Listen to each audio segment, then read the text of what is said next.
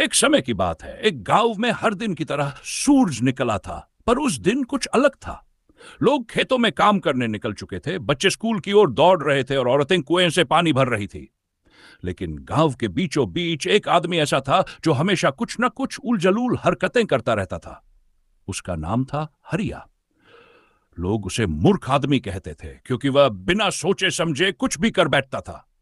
कभी गधे को पढ़ाने लगता, तो कभी बकरी के साथ शतरंज खेलने बैठ जाता। वह खुद को बहुत बुद्धिमान समझता था, लेकिन उसकी बातों से सब हंसते थे। हरिया को यह भ्रम था कि वह कभी मर नहीं सकता। एक दिन वह गांव के चबूतरे पर बैठकर जोर जोर से कह रहा था, मुझे कोई नहीं मार सकता, यहां तक कि यमराज भी नहीं। मैं तो अमर हूं। लोग हंसते हुए उसे नजरअंदाज कर देते, लेकिन उस दिन उसकी बातें आकाश के पार तक पहुंच गई। यमलोक में बैठे यमराज के कानों में यह घमंडी बात पहुंची। यमराज को यह सुनकर बहुत क्रोध आया। उन्होंने अपने यमदूत से कहा, इस हरिया को ले आओ, बहुत बातें बना रहा है अमर होने की। अब इसे इसका सच दिखाना होगा। यमदूत धरती पर आए, लेकिन जब वे हरिया के पास पहुंचे तो वह खेत में मिट्टी को सोने में बदलने की तरकीब पर काम कर रहा था। जब यमदूतों ने उसे आवाज दी, हरिया बोला, तुम कौन हो और मेरे जैसे महाचानी से क्या काम है? यमदूत बोले, हम तुम्हें लेने आए हैं, तुम्हारी मृत्यु का समय हो गया है। हरिया जोर से हंस पड़ा, मौत? मुझे? यह असंभव है। चलो मेरे साथ शर्त लगाओ, अगर मैं हार जाऊं तो चलूंगा, लेकिन अगर जीत गया तो तुम सबको नाचना पड़ेगा। यमदूत चकित रह गए। उन्होंने पहली बार किसी इंसान को इस तरह से यम के नाम पर हंसते हुए देखा था। उन्होंने ये बात यमराज को बताई। यमराज बोले, उसे यमलोक लाओ, मैं स्वयं उससे मिलूंगा। हरिया खुशी खुशी यमलोक चल पड़ा। उसे लगा अब तो वह देवताओं से भी ऊपर पहुंच गया है। यमलोक में पहुंचते ही वह सीधा यमराज के सिंहासन के सामने जा पहुंचा और बिना झुके बोला, तो तुम ही हो यमराज। मैंने तुम्हारा बहुत नाम सुना है, लेकिन मुझे नहीं लगता तुम वाकई इतने शक्तिशाली हो। यमराज शांत थे, लेकिन उनके चेहरे पर क्रोध की झलक दिख रही थी। उन्होंने कहा, हरिया, तुम मृत्यु को मजाक समझते हो। आज मैं तुम्हें तुम्हारा घमंड तोड़कर दिखाऊंगा। तुम्हें अपने कर्मों के अनुसार यमलोक में भेजाएगा। हरिया मुस्कुराते हुए बोला, मुझे एक मौका दो। अगर मैं ये साबित कर दूं कि धरती पर मेरे जैसे ज्ञानी और कोई नहीं, तो मुझे जीवन दान मिलेगा। यमराज ने थोड़ी देर सोचा, फिर बोले, ठीक है, तुम्हें 3 कार्य दिए जाएंगे। अगर तुम उन्हें पूरा कर सको तो मैं तुम्हें वापस धरती पर भेज दूंगा, नहीं तो तुम्हें यमलोक में ही रहना होगा। हरिया बोला, लाओ, क्या है तुम्हारे कार्य? यमराज ने कहा, पहला कार्य यह है कि तुम्हें ऐसे 2 प्राणी ढूंढने हैं जो जीवन भर एक दूसरे से कभी न लड़े हों। दूसरा कार्य यह है कि तुम्हें एक ऐसा मनुष्य लाना होगा जो यह कहे कि उसने कभी कोई पाप नहीं किया। तीसरा कार्य यह है कि तुम्हें किसी ऐसे व्यक्ति को लाना होगा जिसने मृत्यु को खुद बुलाया हो। हरिया पहली बार थोड़ा हड़बड़ाया, लेकिन फिर बोला, यह सब मैं कर लूंगा, मुझे बस 1 दिन की मोहलत दो। यमराज ने अनुमति दी और यमदूतों ने हरिया को धरती पर छोड़ दिया। धरती पर लौटते ही हरिया ने गांव में सभी से पूछना शुरू किया कि क्या कोई ऐसा जोड़ी है जो कभी न लड़ी हो। पहले वह रामू और उसकी पत्नी के पास गया। रामू ने कहा, हमने तो शादी के पहले दिन ही झगड़ा कर लिया था। फिर वह 2 दोस्तों के पास गया, पर उन्होंने भी माना कि वे कभी कभी झगड़ जाते हैं। हरिया को कोई नहीं मिला। अब वह दूसरे कार्य पर आया, ऐसा व्यक्ति जो कहे कि उसने कभी पाप नहीं किया। वह मंदिर में गया, साधु से पूछा। साधु बोले, पाप से कोई नहीं बचा बेटा, मैंने भी जीवन में कई बार गलतियां की हैं। हरिया को अब पसीना आने लगा। अंत में वह तीसरे कार्य पर गया।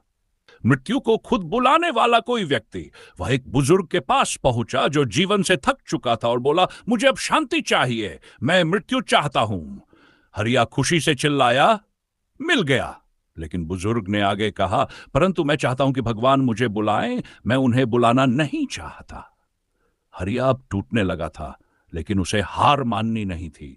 वह सोच में डूबा रहा और तभी उसे एक अजीब विचार आया। वह यमराज के पास फिर से पहुंचा और बोला, इन तीनों प्रश्नों का उत्तर एक ही है। यह दुनिया पूर्ण नहीं है, सब में त्रुटियां हैं, सबने गलतियां की हैं और कोई भी मृत्यु को गले नहीं लगाता, सब डरते हैं। यमराज कुछ क्षण चुप रहे, फिर बोले, तुम मूर्ख हो, लेकिन आज तुमने सत्य को पहचाना। यही बोध ही असली ज्ञान है।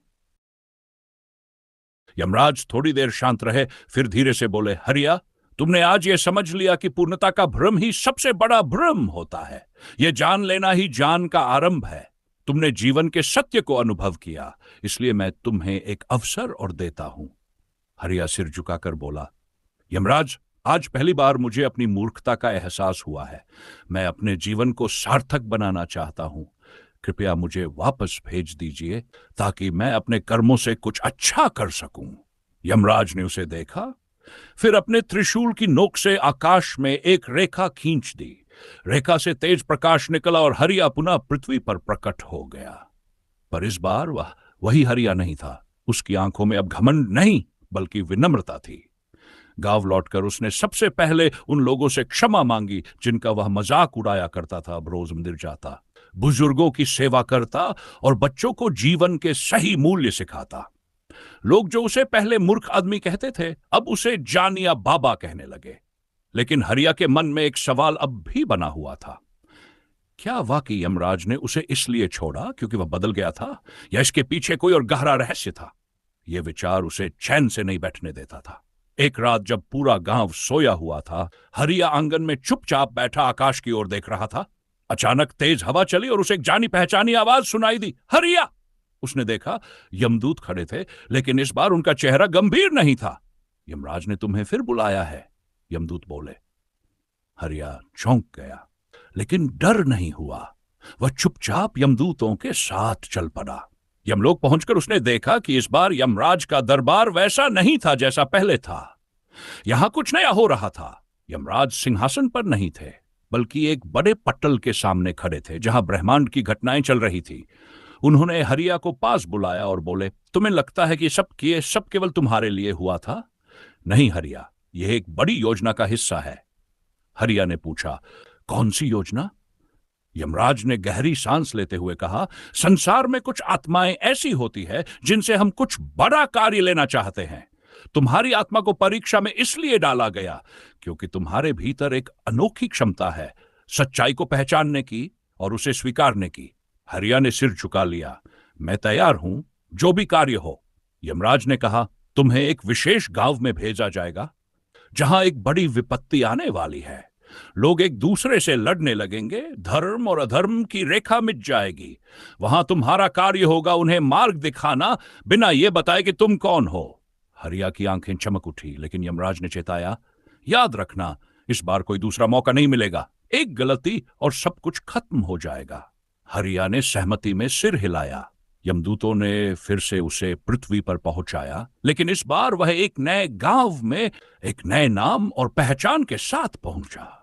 किसी को नहीं पता था कि यह वही हरिया है। उस गांव में सब कुछ सामान्य था, लेकिन लोगों के भीतर गुस्सा, लालच और झूठ ने घर कर लिया था। हरिया ने वहां एक साधारण बस्ती में झोपड़ी बनाकर रहना शुरू किया। वह रोज चुपचाप गांव के चौराहे पर बैठता और जो भी उसके पास आता उसे ध्यान से सुनता। धीरे धीरे लोग उसकी बातें सुनने लगे। उसके शब्दों में कुछ ऐसा था जो सीधे दिल को छूता था। वह ना किसी पर गुस्सा करता, ना ताना देता, बस कहता, अपने भीतर झांको, जवाब वही मिलेगा। एक दिन गांव में एक बड़ा विवाद हो गया। दो परिवार जमीन के लिए लड़ रहे थे। तलवारें निकल आई थी। तभी हरिया चुपचाप उनके बीच आया और बोला, अगर यह जमीन तुम्हारे साथ ऊपर जाएगी तो लड़ो, वरना सोचो कि किसके लिए जी रहे हो। उसकी बात सुनकर एक क्षण के लिए सब चुप हो गए, जैसे समय रुक गया हो। फिर किसी ने तलवार नीचे रख दी और फिर दूसरा भी। गांव वालों को समझ नहीं आ रहा था कि यह साधारण सा दिखने वाला व्यक्ति आखिर कौन है जिसकी बातों में इतनी ताकत है। लेकिन हरिया कुछ नहीं बताता, वह बस मुस्कुराकर सबकी मदद करता रहता। परंतु कुछ लोगों को यह बदलाव रास नहीं आ रहा था। गांव का मुखिया, जो सब पर राज करता था, हरिया की लोकप्रियता से परेशान हो उठा। उसने ठान लिया कि वह हरिया को गांव से बाहर निकालेगा। वह हरिया पर झूठे आरोप लगाने लगा, चोरी, जादू टोना, भूत प्रेत की बातें, और धीरे धीरे कुछ लोग उसकी बातों में आ गए। एक दिन गांव के चौपाल पर पंचायत बैठी। हरिया को बुलाया गया। सभी की नजरें उस पर थीं। कुछ आंखों में सवाल थे, कुछ में नफरत और कुछ में उम्मीद। हरिया शांत खड़ा रहा, कोई सफाई नहीं दी। मुखिया बोला, इसने हमारे गांव का माहौल बिगाड़ा है। यह साधु नहीं, ढोंगी है। इसे गांव से निकाल देना चाहिए। हरिया ने सिर्फ एक वाक्य कहा, अगर सच्चाई को पहचानने में तुम्हें देर लगती है तो कोई बात नहीं, मैं फिर आऊंगा जब तुम तैयार होगे। इतना कहकर वह गांव छोड़कर चला गया, बिना कुछ कहे ना पीछे देखे। लेकिन जाते जाते उसने एक बीज बो दिया, जान का, सच्चाई का और बदलाव का। कुछ ही दिनों में गांव में जो हुआ वह किसी चमत्कार से कम नहीं था। गांव छोड़ने के बाद हरिया ने जंगल की ओर रुख किया। वह जानता था कि समय अभी भी उसके पास है और यमराज का दिया कार्य अधूरा नहीं रह सकता। रास्ता लंबा था और अकेलापन गहरा, लेकिन उसका मन अब स्थिर था। वह हर कदम सोच समझ कर रख रहा था, मानो हर पत्थर, हर शाखा उसे कुछ सिखा रही हो। रास्ते में उसे एक बूढ़ा साधु मिला जो बहुत कमजोर और थका हुआ लग रहा था। हरिया ने बिना कुछ पूछे उसकी सेवा की, उसे पानी पिलाया, खाना दिया और रात भर उसके पास बैठकर उसकी देखभाल की। सुबह होते ही बूढ़े साधु ने आंखें खोली और मुस्कुराते हुए बोले, हरिया, तू वही है ना जो यमलोक से लौटकर आया है? हरिया चौंक गया पर कुछ बोला नहीं। साधु ने धीरे से कहा, जिसे यमराज का आशीर्वाद मिला हो उसे पहचानने में देर नहीं लगती। तू आगे बढ़, तेरा मार्ग अब और कठिन होने वाला है, पर याद रख, जितनी गहराई से तू दुखों को समझेगा उतनी ही सच्चाई तेरे शब्दों में होगी। हरिया ने साधु को प्रणाम किया और जंगल पार कर पास के एक और गांव पहुंचा। इस गांव का नाम था नारायणपुर। यहां पर लोग सतह से शांत दिखते थे, पर अंदर ही अंदर एक बड़ा डर पनप रहा था। हर महीने किसी न किसी घर में एक व्यक्ति रहस्यमयी तरीके से मर जाता। हरिया ने चुपचाप गांव में एक छोटी सी झोपड़ी बना ली और गांव वालों से मिलना शुरू किया। वह किसी से ज्यादा नहीं बोलता, बस ध्यान से सुनता, और जब कोई सवाल करता तब वह बहुत साधारण लेकिन गहरे उत्तर देता। एक दिन गांव की सबसे गरीब विधवा महिला, जिसकी बेटी बीमार थी, हरिया के पास आई। उसने कहा, बाबा, लोग कहते हैं कि मेरी बेटी पर किसी प्रेत का साया है। सब दूर से देखकर भाग जाते हैं, कोई पास नहीं आता। हरिया ने बच्ची को देखा। वह कांप रही थी, चेहरा पीला था और आंखों में डर साफ छलक रहा था। हरिया ने कहा, यह डर बीमारी से नहीं, अपमान से पैदा हुआ है। जिसे सब छोड़ दे उसे अपना बना लेना ही सबसे बड़ा उपचार है। उसने बच्ची को अपनी झोंपड़ी में लाकर रखा, दिन भर उसका ध्यान रखा और धीरे धीरे उसका डर दूर हुआ। कुछ ही दिनों में बच्ची फिर से मुस्कुराने लगी। गांव में यह बात फैल गई, लेकिन कुछ लोगों को यह अच्छा नहीं लगा। एक तांत्रिक जो गांव में डर का व्यापार करता था, अब लोगों को खोता देख परेशान हो गया। उसने लोगों को भड़काना शुरू किया। वह साधु तुम्हारी आत्माओं को भटकाने आया है, उसकी वजह से प्रेत नाराज है। अगर उसे नहीं निकाला तो गांव तबाह हो जाएगा। लोगों में फिर डर भरने लगा। उन्होंने पंचायत बुलाई और हरिया को बुलाकर सवाल किए गए। हरिया चुपचाप बैठा रहा, कुछ नहीं बोला। अंत में पंचायत के प्रधान ने कहा, अगर तू सच्चा है तो साबित कर, वरना इस गांव से चला जा। हरिया ने कहा, मैं कुछ साबित नहीं कर सकता, लेकिन तुम्हारे डर को दूर कर सकता हूं, अगर तुम चाहो तो। तभी अचानक गांव के मंदिर में घंटियों की तेज आवाज गूंजने लगी। सब दौड़कर पहुंचे। देखा कि वही बच्ची, जिसे सब डर के मारे भूतनी समझते थे, मंदिर की सीढ़ियों पर बैठी मुस्कुरा रही थी। उसने कहा, बाबा ने मुझे बताया कि डर से लड़ो, भागो नहीं। बाबा ने मेरा मन ठीक किया, अब मैं किसी से नहीं डरती। यह सुनकर गांव में सन्नाटा छा गया। पहली बार लोगों ने महसूस किया कि डर को बाहर से नहीं, भीतर से मिटाना पड़ता है। लेकिन तांत्रिक चुप नहीं बैठा। उसने हरिया पर हमला करवाने की योजना बनाई। और एक रात जब पूरा गांव सोया था, कुछ लोग हरिया की झोंपड़ी के बाहर आग लेकर पहुंच गए। हरिया की झोंपड़ी के बाहर आग की लपटें उठने लगीं। रात के सन्नाटे में जब लोग गहरी नींद में थे, तब तांत्रिक के इशारे पर कुछ लोग जलती मशाले लेकर आए और झोंपड़ी को घेर लिया। लेकिन हरिया जैसे इस हमले के लिए पहले से तैयार था। उसने बिना घबराए दरवाजा खोला और उन सब के सामने शांत खड़ा हो गया। उसकी आंखों में न तो डर था, न ही गुस्सा। वह बस देख रहा था, मानो उन लोगों के भीतर के डर को पढ़ रहा हो। तभी उन लोगों में से एक, जिसका बेटा हाल ही में बीमार पड़ा था, धीरे से बोला, बाबा, हम मजबूर थे। तांत्रिक ने कहा कि अगर हमने तुम्हें नहीं हटाया तो हमारे परिवार मर जाएंगे। हरिया ने मुस्कुराकर कहा, अगर किसी के मरने का डर ही तुम्हें मारने पर मजबूर कर दे तो जिंदा होने का क्या मतलब रह जाता है? क्या तुमने कभी सोचा कि डर फैलाने वाला ही असली बीमारी है? भीड़ चुप हो गई, कोई कुछ बोल नहीं पाया। आग की लपटें अब बुझने लगी थी क्योंकि हवा का रुख बदल गया था, जैसे प्रकृति ने खुद हरिया का साथ दिया हो। लेकिन तांत्रिक ये सब देखकर और अधिक क्रोधित हो गया। उसने खुद मंदिर के सामने आकर ऐलान किया, अगर यह साधु सच में सच्चा है तो इसे यमराज से फिर से मिलने भेजो। अगर यह वहां से फिर वापस आ गया तभी मानेंगे कि यह कोई महान आत्मा है। हरिया ने उसकी बात को भी शांति से सुना और बोला, मैं तैयार हूं, पर इस बार मैं अकेला नहीं जाऊंगा। जो जो मुझे यमलोक भेजना चाहता है वह भी मेरे साथ चले, वहीं जाकर यमराज से न्याय मांग लेंगे। तांत्रिक सहम गया। उसने कभी सोचा भी नहीं था कि कोई इतनी सहजता से मृत्यु को स्वीकार कर सकता है। गांव के लोग अब हरिया के पक्ष में आने लगे थे। सबने मिलकर तांत्रिक को गांव से बाहर निकाल दिया। हरिया ने कुछ नहीं कहा।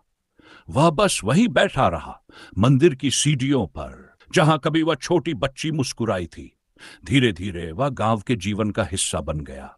लोग उसे बाबा कहकर बुलाने लगे और हर समस्या में उसका मार्गदर्शन लेने आने लगे। एक दिन एक बूढ़ा आदमी कांपते हुए हरिया के पास आया। उसकी आंखों में आंसू थे। उसने कहा, मैं तांत्रिक का बड़ा भाई हूं। वर्षों पहले मैंने उसे छोड़ दिया था क्योंकि उसने लोभ का रास्ता चुना। अब वह कहीं भटक रहा है, क्या तुम उसे ढूंढ सकते हो? हरिया ने उसकी ओर देखा और कहा, जो भटक गया है कभी ना कभी लौट आता है। अगर कोई उसका रास्ता देख रहा हो, चलो हम उसे ढूंढते हैं।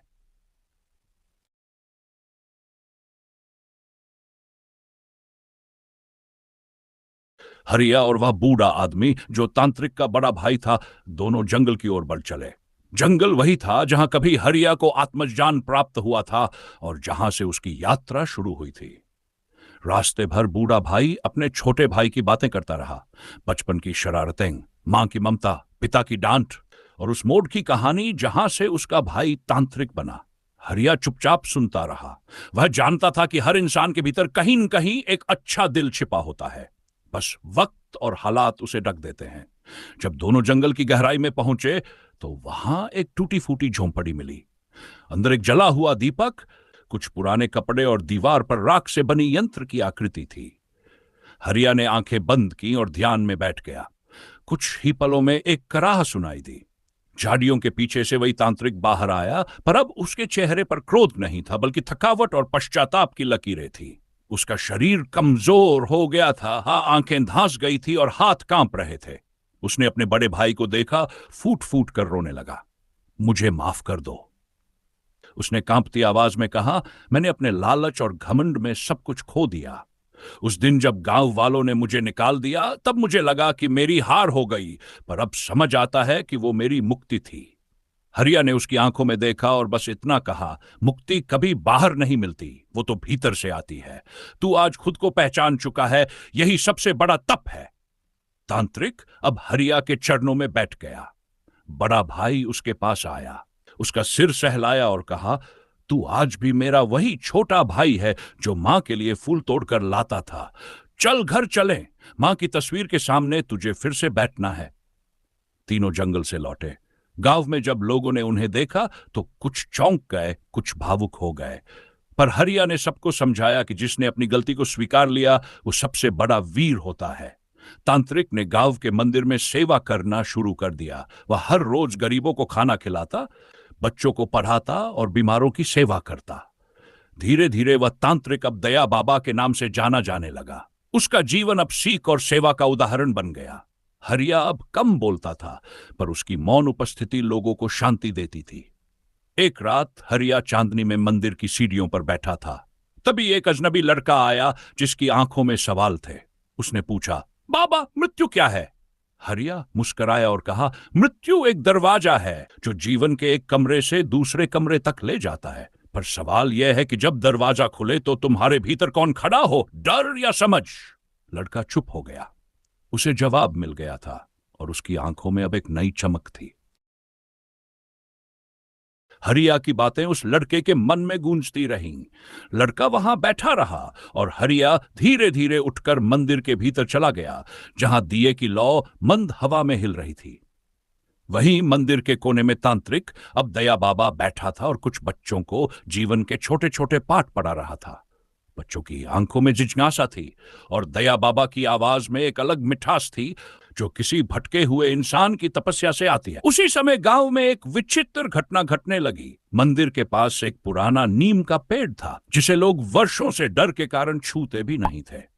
लोग कहते थे कि वहां कोई आत्मा है जो कभी कभी रोती है।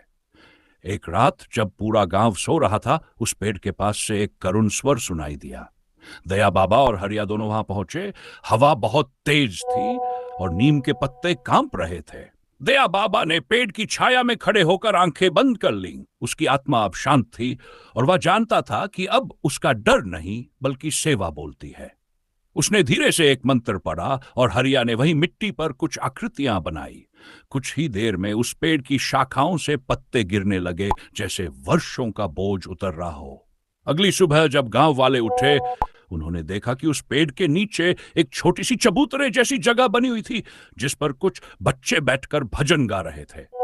गांव के सबसे बूढ़े आदमी ने आंसुओं से भरी आंखों से कहा, इस पेड़ ने आज पहली बार मुस्कुराया है।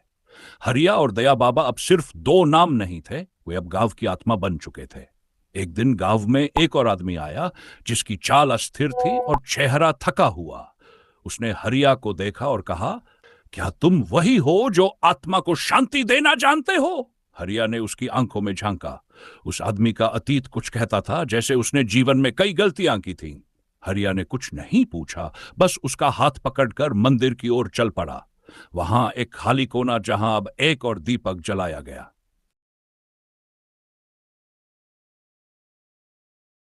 उस आदमी ने जब मंदिर के उस कोने में पहला दीपक जलाया तो जैसे उसकी आंखों में वर्षों बाद कोई रोशनी लौटी। वह चुपचाप बैठ गया, जैसे अपने जीवन के बोझ को वहां रखाया हो। हरिया ने कुछ नहीं पूछा, क्योंकि वह जानता था कि कहानियां सुनाई नहीं जाती, बस समझी जाती हैं। दया बाबा ने दूर से उसे देखा और मुस्कुराए, जैसे किसी अनजाने पथिक को सही राह मिल गई हो। कुछ दिनों बाद वह आदमी हरिया के साथ मंदिर के कामों में हाथ बटाने लगा। वह धीरे धीरे गांव के बच्चों को पढ़ाना सीख गया और उनकी कहानियों में खुद को खोजने लगा। गांव वालों को यह बदलाव कुछ अलग सा लगा, मगर उन्होंने उसे अपनाने में देर नहीं की, क्योंकि अब वह आदमी मुस्कुराने लगा था। एक दिन जब गांव के पास की नदी उफान पर आ गई और गांव में बाढ़ का खतरा मंडराने लगा, उस आदमी ने ही सबसे पहले बांध के पास जाकर मिट्टी के बोरे जमाने शुरू किए। हरिया और गांव के दूसरे लोग भी उसके साथ लग गए। उस दिन सबने मिलकर गांव को बचाया, लेकिन उस आदमी की आंखों में कुछ और था, एक संतोष जो उसे खुद से मिला था। बाढ़ के बाद मंदिर में एक छोटी सी पूजा रखी गई। गांव के सभी लोग इकट्ठा हुए। हरिया, दया बाबा और वह आदमी एक ही पंक्ति में बैठे थे। पूजा के अंत में जब बच्चों ने भजन गाया तो उस आदमी की आंखों से आंसू बह निकले। वह जानता था कि अब वह वही नहीं रहा जो कभी आया था। रात को जब सब सो गए, वह आदमी चुपचाप मंदिर के पीछे गया, जहां नीम का वह पुराना पेड़ था। उसने उसकी जड़ों में कुछ बीज दबाए और धीरे धीरे मिट्टी समतल की।